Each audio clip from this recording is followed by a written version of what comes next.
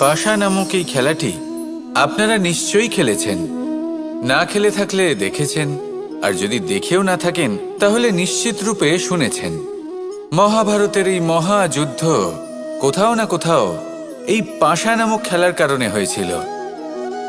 পাশার এই বিচিত্র খেলা, দান, এইসবের কারণে কেউ নিজের মাথায় রাজ মুকুট পরিধান করেছিলেন, আবার সেখানেই পরাজিত হওয়ার জন্য কাউকে বনবাসও ভোগ করতে হয়েছিল। কিন্তু এই খেলা সমাপ্ত হওয়ার পরে সমস্ত ঘুঁটি আর এই পাশার ছক একই পুটলিতে স্থান পেল। এটাই হলো আমাদের জীবন।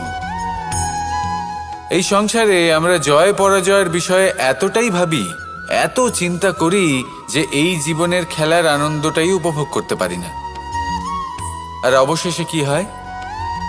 কেউ জয়ী হন, কেউ পরাজিত হন, কিন্তু দুজনেই একই স্থানে পৌঁছে যান। প্রত্যেক ব্যক্তি মৃত্যুর পরে একটি নির্দিষ্ট স্থানেই পৌঁছতে বাধ্য, কিন্তু ততক্ষণ এই জীবন, এই খেলা, তার আনন্দ উপভোগ করুন। এই সংসারে সেই ব্যক্তি শ্রেষ্ঠ স্থানে পৌঁছতে পেরেছেন যিনি এই সংসারকে প্রকাশ প্রদান করেছেন, যিনি কখনো জয় পরাজয় এ বিষয়ে ভাবেননি, শুধু এই জীবনের খেলার আনন্দ উপভোগ করেছেন।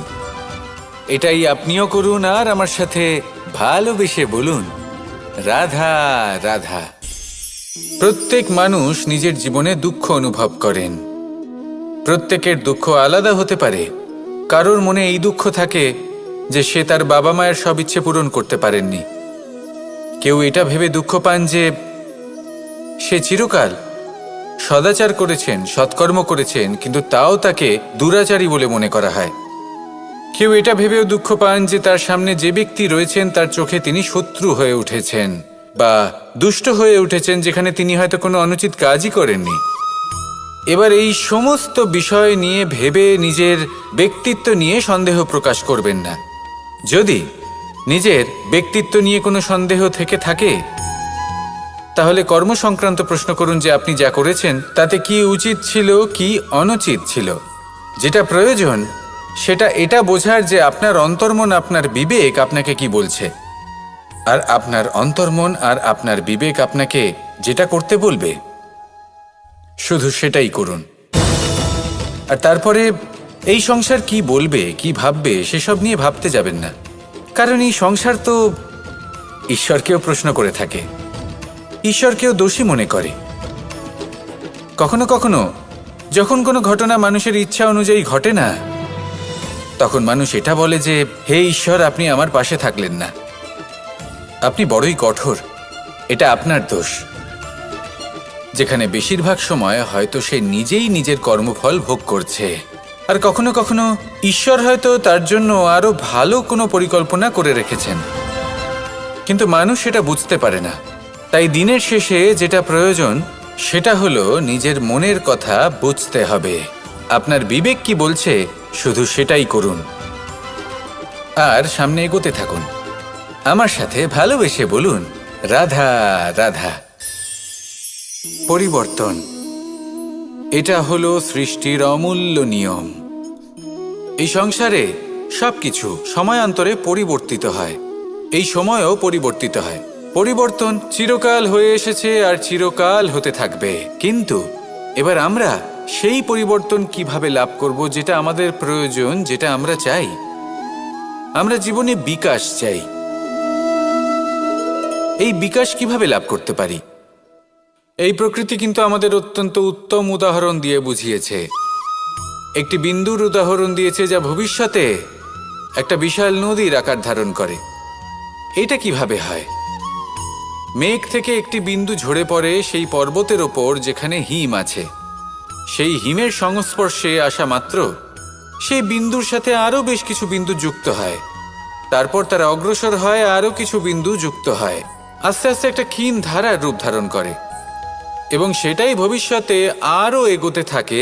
অনেকটা যাওয়ার পর যখন অনেক সংখ্যক বিন্দু একসাথে যুক্ত হয় তখন সেটা বিশাল নদীর আকার ধারণ করে। এবার আমরা মানুষ বলে আমাদের সাথে এই নিয়মের অন্যথা হয় তা নয়। আমরাও এই প্রকৃতির অংশ, আমাদের ক্ষেত্রেও একই নিয়ম প্রযোজ্য। যখন পরিশ্রম করে অনেক সংখ্যক বিন্দু আমরা একত্রিত করব তখনই পরিবর্তনের নদী প্রবাহিত হবে। প্রয়োজন হলো নিরন্তর পরিশ্রম করা এবং ধৈর্য ধরা। এটা করতে থাকুন, জীবনে সব কিছু লাভ করতে পারবেন। কারণ প্রকৃতি আমাদের এটাই শিখিয়েছে, আর আমরা এই ব্রহ্মরই একটি অংশ, যার দ্বারা এই ব্রহ্মাণ্ড নির্মিত। আসুন আমার সাথে ভালোবেসে বলুন, রাধা রাধা। কখনো এই প্রকৃতির দিকে তাকিয়ে থাকবেন। এই প্রকৃতি অনেক ধরনের শিক্ষা দেয়। কোনো একটা গাছকে দেখুন, কিভাবে সে মাটি থেকে জল শুষে নেয়। সে ঝড় হোক বা হোক কড়া রোদ, সব সহ্য করে এবং অবশেষে সে ফল ধারণ করে। আর সেই ফল উৎপন্ন করার পরে সে ফল কিন্তু সে নিজে গ্রহণ করে না, এই সংসারকে প্রদান করে, যাতে পশু পাখি মানুষ তারা এই ফল গ্রহণ করে শক্তিশালী হয়ে উঠতে পারে, সুস্থ থাকতে পারে।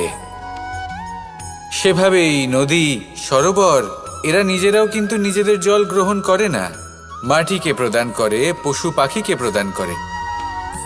সূর্য নিজেও নিজের জন্য প্রজ্বলিত হয় না, সে প্রকাশ ছড়িয়ে দিতে চায় আমাদের সবার কাছে, সে আলো পৌঁছে দিতে চায়। এই প্রত্যেকের কর্মে পরমার্থ নিহিত আছে, আর সেই জন্যই এদের সকলকে পুজো করা হয়। তাই মনে রাখবেন, আপনার কাছে জীবন যাপনের অতিরিক্ত যা কিছুই আছে তা পরমার্থের জন্য। তাহলে তার সদ্ব্যবহার করুন, আর আমার সাথে ভালোবেসে বলুন, রাধা রাধা।